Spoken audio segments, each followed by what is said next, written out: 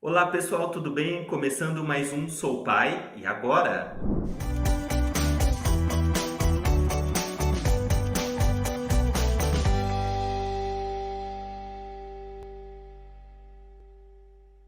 E obrigado aqui pela sua participação, por ter voltado, retornado ao canal.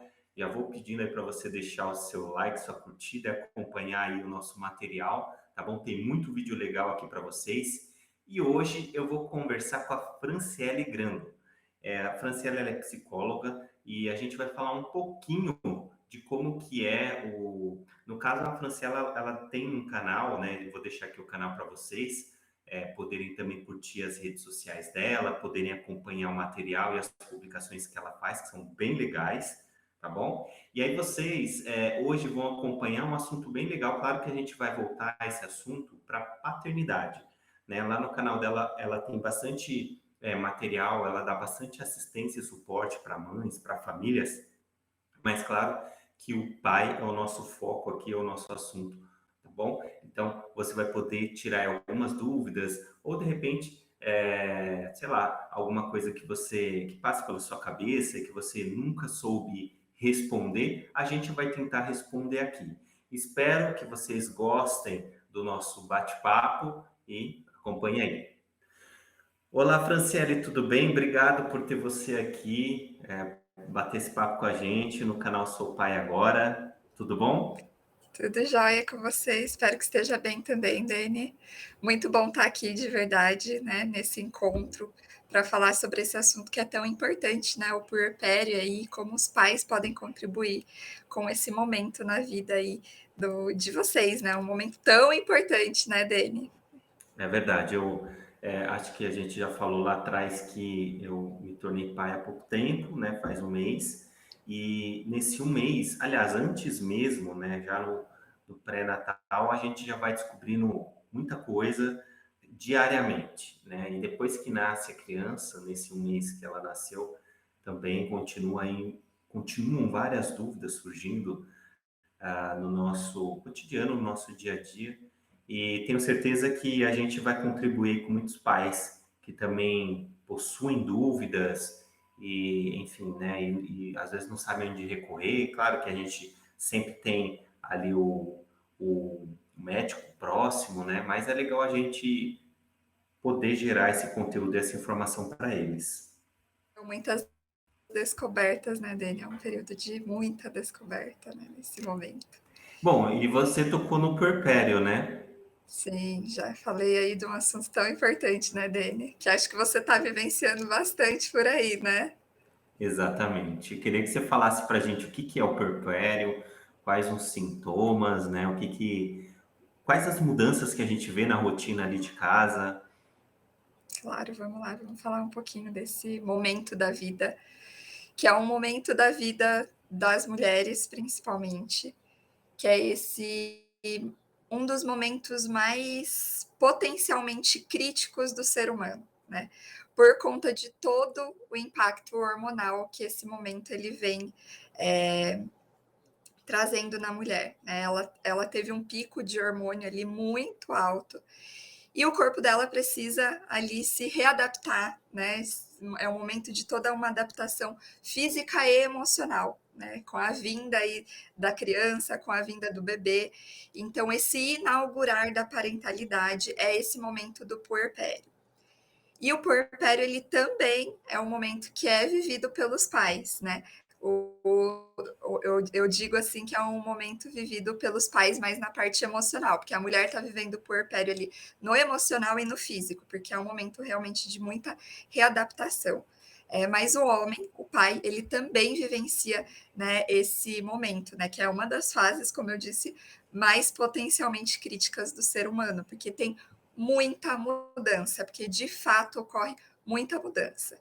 E aí a gente chama de puerpério imediato, as 48 horas após o parto, e também olhamos para o puerpério tardio, que é esse momento até 60 dias após o parto, que geralmente os mais antigos eles chamam da dieta, né? Que a mulher tem ali o período de dieta. Mas a gente já sabe hoje em dia que alguns especialistas médicos que falam sobre essa área, eles nos trazem que esse período do puerpério, ele pode durar ali até 2 anos na mulher. Então a mulher pode ali a mulher e a família como um todo, né, eles vivenciam todas essas mudanças e essas adaptações, até ali mais ou menos pode durar até 2 anos. E Uhum. realmente é um momento, né, muito complexo, né, porque são muitas alterações hormonais importantes. O corpo da mulher está passando por muita acomodação fisiológica, né, porque o corpo se estendeu e o corpo precisa se reorganizar, né. A família está vivendo uma mudança ali de status social, né, esse inaugurar a maternidade, inaugurar a paternidade, se são pais de primeira viagem, né, se são, por exemplo, avós de primeira viagem, né, então tudo isso vai impactando. Se é o segundo filho, os pais estão ali inaugurando essa função de serem pais do segundo filho, né, então exige ali muito dessa família, uma várias acomodações, várias mudanças.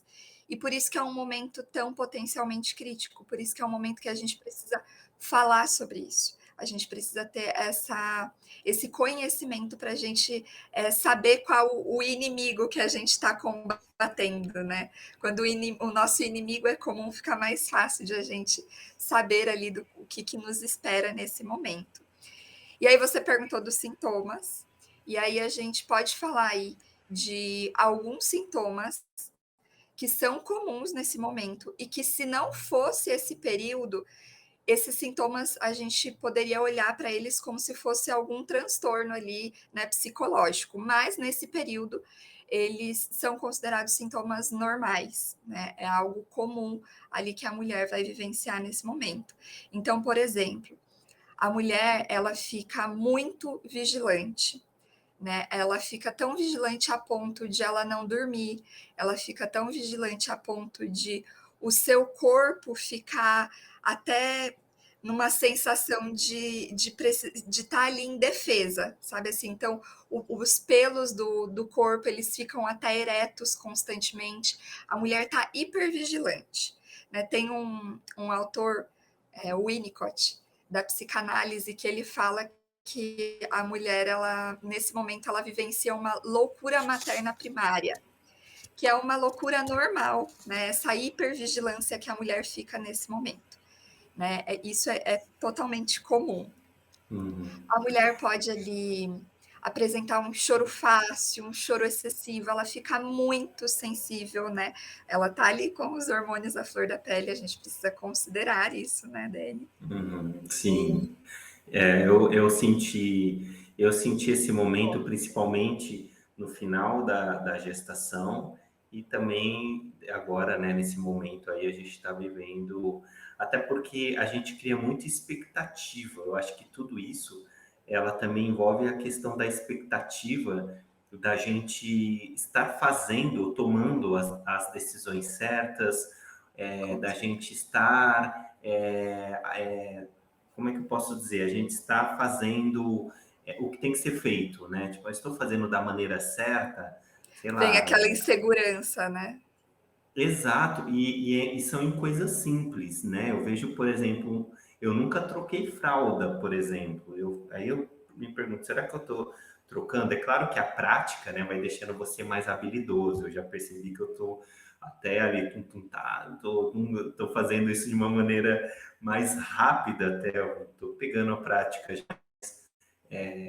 A princípio, você sabe se você está fazendo certo, se você está apertando muito o bebê, se você quais os cuidados que você tem que tomar, né? Então, imagino que tudo isso daí para a mulher é o dobro, porque, né, são os hormônios e são os sentimentos dela ali presentes, mais presentes na criança do que no pai, né?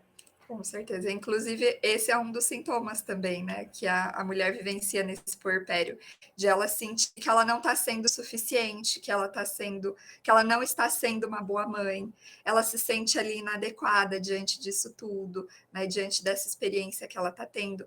Esse é um sintoma também, ela se sente até estranha, né, ela pode começar a pensar ali que ela perdeu a sua vida anterior, porque de fato, tanto a mulher quanto o homem, nesse momento, eles vão vivenciar ali um luto, né? A gente fala sobre esse luto pós, né, o nascimento dos filhos, porque se ganha o filho, mas também se perdem outras coisas, né? Perde ali, às vezes, um pouco da intimidade do casal, né? Perde ali toda aquela dinâmica que vocês tinham antes, né? Então, essa família agora ela está se rearranjando, né? Então, existem ali, claro que existem ganhos, mas também existem perdas nesse momento, né? Então, a gente precisa considerar também essas perdas. E outra coisa que também pode acontecer, um sintoma que é comum ao puerpério, é a mulher ficar mais elétrica mesmo, por conta dessa explosão hormonal que ela está vivenciando aí, né? Muita gente, né, deve ser uma sensação assim muito impactante, porque é realmente o corpo da mulher, ele entra ali em uma êxtase, né? Muita coisa que ela está experienciando nesse momento, né? Então, até por isso que a gente fala que esses sintomas eles são comuns e que se fossem em outro momento da vida a gente consideraria aí um transtorno psicológico, mas nesse momento é algo que é realmente comum na vida dela. É um momento, então, que exige atenção do casal, exige paciência do casal, principalmente para ali tratar de momentos mais delicados, né? Porque às vezes o casal está cansado, às vezes a criança, sei lá, uma criança que chora muito e o casal às vezes fica até não sabe o que fazer e se sente estressado por conta desse ambiente todo. Então, é um momento mais delicado e que o casal precisa realmente ficar mais atento, Estar né? E atento. de repente buscar até um suporte, seja com a família, ou seja com os amigos, ou seja por meio de uma terapia, né? Com certeza. Ainda mais que a nossa cultura, Dani, ela não nos prepara para esse momento, para essa parte emocional desse inaugurar a parentalidade, desse se tornar pai, se tornar mãe, né? E também não prepara a gente para esse pós-parto, né? Para esses sentimentos, para todas essas questões que vão surgindo nesse momento. E aí, muitas vezes, esses sentimentos eles surgem exatamente por uma questão de falta de preparação, uma falta de conhecimento de todos esses elementos, né? Por isso que eu falei, quando a gente conhece o inimigo, fica mais fácil de a gente ir lidando com ele. A gente vai buscando soluções, buscando alternativas. Ah, olha, eu já tenho essa informação agora, então o que eu posso já a partir ali do finalzinho da gestação, já começar a fazer, né, nessa nossa rotina, para que a gente consiga, no depois, nesse pós-parto, ajudar essa mulher, ajudar essa mãe a se sentir mais adequada, se sentir mais confortável, se sentir mais acolhida ali, né? Por isso que essa importância de a gente buscar aí por essa preparação, buscar por informação, por profissionais, buscar experiências de colegas, como você trouxe, né? Buscar essa experiência, referências de outros casais, né? Para a gente ir Uhum. entendendo que todos esses sentimentos eles são normais nesse momento, né? Que eles Uhum. fazem parte de todo esse processo de adaptação que vocês vão passar agora nesse momento do puerpério. E se a família ali for bem orientada, né? Se a família tiver ali um apoio, um acolhimento, esses sintomas eles começam aí a cessar por volta de mais ou menos em torno de um mês após o parto, né? Então já começa ali a ficar mais tranquilo, já começa a ir diminuindo tudo isso, né? Então tenhamos, como você disse, paciência, né? Que tudo isso é uma fase e realmente vai esse momento ele vai passando. E decorrente de tudo isso, quando que surge a depressão pós-parto? É um outro assunto delicado e eu também queria saber assim, quando que o pai, né, pode se atentar, porque normalmente isso ocorre com a mãe, né? A mãe que está depois que ela teve o parto, ela passa por essa depressão. Quando que começa esse sintoma e como que o pai pode ficar atento, né, para ele perceber que algo não está bem? Certo. que eu deixo assim de máxima é que é muito importante que o pai, né? Por isso que eu falo que esse espaço aqui que você tem, ele é tão importante, porque é muito importante que os pais tenham esse conhecimento e reconhecer que ele faz parte, né? Ele também ele tem a sua responsabilidade para esse momento. Uhum. Então é muito importante esse pai estar aqui nesse momento, vivendo essa experiência junto. Claro que a gente entende que esses momentos iniciais é muito comum que o pai ali ele não esteja num vínculo muito próximo com a criança. Né? Porque é igual eu falei, esse momento da loucura materna primária, geralmente a mãe ela quer ficar ali no ninho, né? Ela quer ficar mais ali com a criança. É o comum, mas nem sempre é assim, né? A gente precisa considerar que existem experiências, realidades diferentes, mas esse momento inicial, geralmente ali fica mais essa relação mãe-bebê, mas o pai ele pode ir entrando, né, entrando em cena exatamente nesses cuidados com a mãe, né, e olhando para todas essas questões. Por isso que eu falo, esse momento ele é tão importante para que a gente traga esse conhecimento para os pais, né, traga esse conhecimento para vocês irem criando essa rede com essa mãe, oferecendo esse suporte, esse acolhimento. Né? Esse pai, ele também passa nesse momento, né? Como eu disse, o puerpério não é só da mãe, o puerpério também é do pai. Né? Ele também passa pelas suas dificuldades, ele também passa pelas suas mudanças, pelas suas inseguranças. Para o pai, geralmente, essa vinculação com o bebê é um pouco mais complicada, digamos assim, um pouco mais dificultoso, por conta de que o pai ele não vivenciou a gestação fisicamente como a mãe vivenciou. Né? Ele não gerou ali o bebê 9 meses na barriga, né? Então pode, para o pai, por exemplo, às vezes cair em si, que olha, me tornei pai, às vezes pode demorar ali um pouquinho, mas tudo bem, a gente também precisa acolher esse pai, né? Também acolher essa vivência que ele está tendo nesse momento. Isso é extremamente comum no momento. O pai, ali, às vezes, se sentir um pouco deslocado, né? Mas é importante a gente olhar para tudo isso e trazer para esse pai, né? Que ele não precisa se ressentir por esse momento, né? Que ele também é uma peça fundamental para esse desenvolvimento desse bebê e que ele vai entrando aí nessa relação aos pouquinhos, vai entrando em cena, né? Aos pouquinhos por aí. E aí você falou, Dani, da questão da depressão pós-parto, né? O quanto é importante, né, a gente trazer esse assunto também. Né? A depressão pós-parto, ela também ali, muitas vezes pode ser que a mulher ela comece a dar sinais até mesmo antes do parto, não necessariamente depois. Mas geralmente os sintomas, eles vão aparecendo ali com mais intensidade em torno de 6 a 12 semanas após o parto.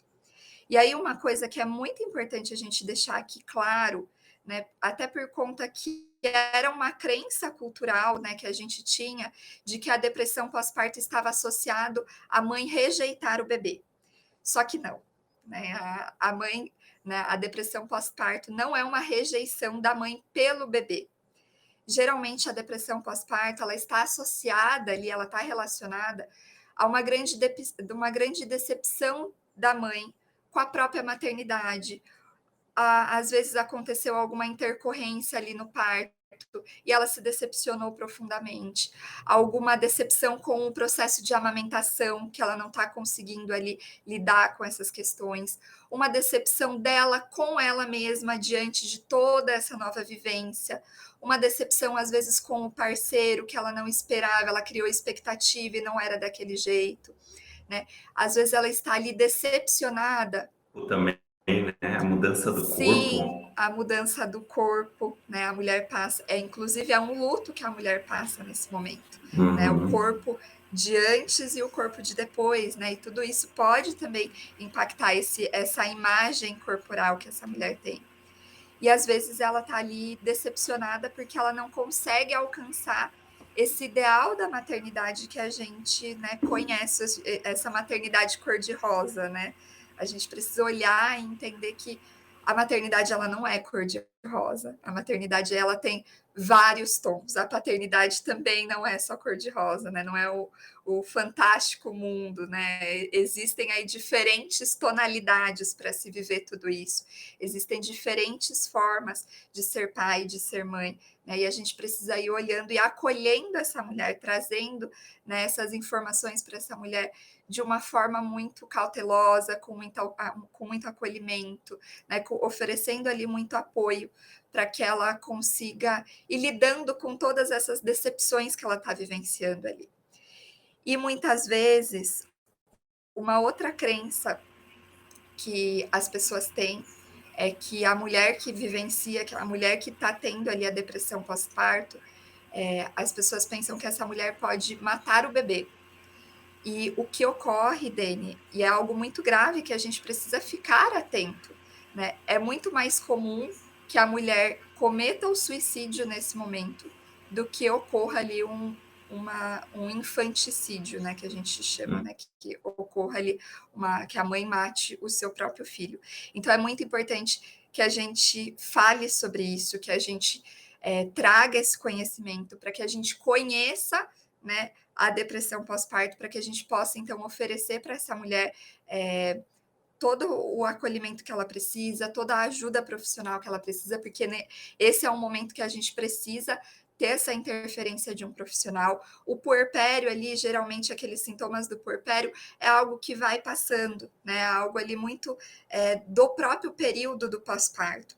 Mas a depressão pós-parto, não. A depressão pós-parto, a gente precisa dessa intervenção profissional, né? E o quanto antes, melhor para essa mulher, para a família, para a vinculação mãe-bebê, para essa relação desse casal também, né? Então quanto antes a gente agir, melhor. E a observação do pai é fundamental para que ele também possa entender essas mudanças, né, que vem ocorrendo ali dentro do ambiente, porque nesse ambiente, quem convive mais, quem passa a maior parte do tempo ali é o pai, o bebê e a mãe, né? Então, nesse momento, porque às vezes a mãe ela tem às vezes vergonha, ou às vezes ela acha que é normal ela está passando por aqueles turbilhões de sentimentos, né? E a gente sabe que às vezes a mulher, ao invés dela procurar ajuda, ou procurar alguém, às vezes para conversar, ela se exclui ali, ou ela se coloca numa situação de que ela não deve fazer aquilo porque ela vai incomodar às vezes alguém. Ela prefere se recolher ao invés de buscar algum tipo de ajuda ou alguma, né, interferência de fora, assim, familiar ou de um profissional que seja, alguém que possa acolher ela mesmo e debater e conversar sobre isso com ela. E aí o pai, observando, ele pode também E fazendo essa incentivar interferência.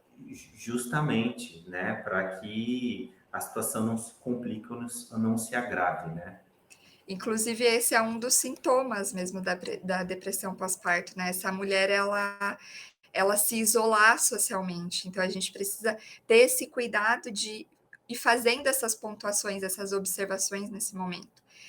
Um cansaço, se essa mulher está vivenciando ali esse cansaço muito intenso, muito constante, se ela está ficando muito mais ansiosa. Tudo isso são fatores que a gente precisa ir observando ali, porque são sintomas que quando a gente começa a observar, é importante a gente ir atrás, né? A gente investigar mais, a gente, né, insistir às vezes um pouquinho mais para buscar essa ajuda profissional, né? Às vezes essa mulher ela vai começar ali a ficar muito descontente com toda a situação que ela está experienciando, ela vai ficar desesperançosa, ela tem às vezes ali mudanças de humor muito rápidas, às vezes ela perde interesse nas atividades que antes ela gostava de fazer, ela sente ali uma tristeza muito profunda, um choro frequente, né? Fica mais irritada, né? Um sintoma que é muito comum, inclusive, é ela ter, às vezes, dificuldade para se vincular com o bebê, né? Então, às vezes, ela não consegue pegar o bebê no colo, ela não se sente à vontade para ninar o bebê, para trocar a fralda, né? Às vezes, ela pode estar vivenciando uma insônia, ou sono em excesso, ela pode estar vivenciando um apetite, né, muito exacerbado ou falta de apetite, medos intensos, né, uma sensação ali muito frequente de de nossa, eu não sei o que fazer, né? Eu não sou boa o suficiente, né? Eu não estou sendo uma boa mãe, né? Tudo isso junto vai criando todo esse cenário para essa depressão pós-parto. Então a gente precisa ir Uhum. ficando atento a esses sinais. E um sinal que é muito importante a gente ficar ali muito atento é o cansaço acumulado, né? Ele é um sinal ali, um marcador extremamente de alerta para a gente. Por isso que é tão importante a gente, nesses momentos iniciais aí da vida, né, materna, da vida paterna, a gente cuidar desse sono. A gente sabe que muitas vezes é muito desafiador, que é uma dificuldade dos pais no início, mas é muito importante que a gente consiga ali ir tentando ajustar essa rotina para que o sono ele seja preservado, né? O sono é tudo na nossa vida, né, dele. E muda muito, né? Porque é o bebê ele chega com uma necessidade de se alimentar de 3 em 3 horas, às vezes esse tempo muda, varia um pouco para menos até. Então, o sono ele é muito intercalado em Sim, menor escala, né? Então, é natural que a mulher e o pai também precisem acordar mais vezes, tanto para a mãe amamentar quanto para trocar fraldas. É um processo natural que vai sim, fazer parte ali e é uma fase, que nem você falou, né? É um momento que o casal vai ter que conviver e vai ter que ultrapassar e superar esse momento, né? E aí eu já aproveito para te perguntar, Fran, na nossa, para terminar a primeira parte da nossa conversa aqui, é comum que esse cansaço ele gere brigas, desentendimentos, é muito natural, né? A briga, o desentendimento, ele faz parte da vida, né? Enfim, não só do casal, como da vida de qualquer pessoa. E é natural que a gente venha brigar ou venha discutir e não esqueça que tem uma criança ali, né? Tem uma criança perto agora. Não é mais só ela e eu e elas. Tem um bebê ou tem uma criança que está se desenvolvendo e está crescendo. Como que o casal tem que resolver os problemas ali pessoais, né, entre eles ali, sem envolver a criança diretamente. É claro que é difícil, porque a criança ela faz parte daquele habitat, mas a gente sabe que a briga e o desentendimento, ele às vezes acaba envolvendo e parando na criança, né? Como que o casal tem que resolver os seus problemas, né? Eu sei que é difícil resolver problemas dentro desse ambiente, mas existe uma forma?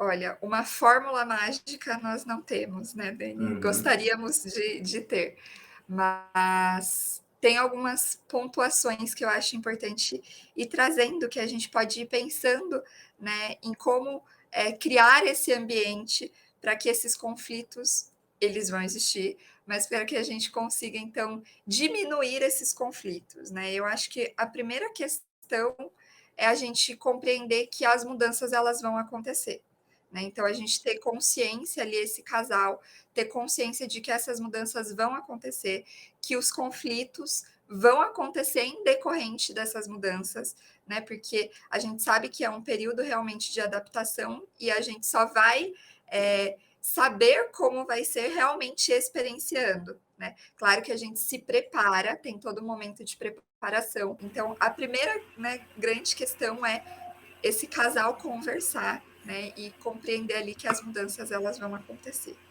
E quando o conflito ele começa ali, eu costumo dizer: "Gente, para, respira, vai cada um para um lado", né. Dá uhum. ali o famoso tempo positivo, né. Então, para, respira, vai um para o quarto, vai outro para o outro quarto, respira, depois a gente conversa. A gente tem uma dificuldade, às vezes, de querer resolver os problemas no momento que eles estão acontecendo, e às vezes isso só intensifica, né, vai virando ali uma bolinha de neve. Então, às vezes, naquele momento é melhor a gente se afastar, né, vamos ali. procurar nos sentir melhor, para que a gente consiga agir melhor e para que a gente consiga depois nos comunicar melhor. Então, primeiro se acalma, cada um vai para o seu canto, respira fundo e depois os dois voltam e retomam o assunto, busca ali por soluções para se adequar à rotina, né, para lidar ali com aquele conflito que estava acontecendo.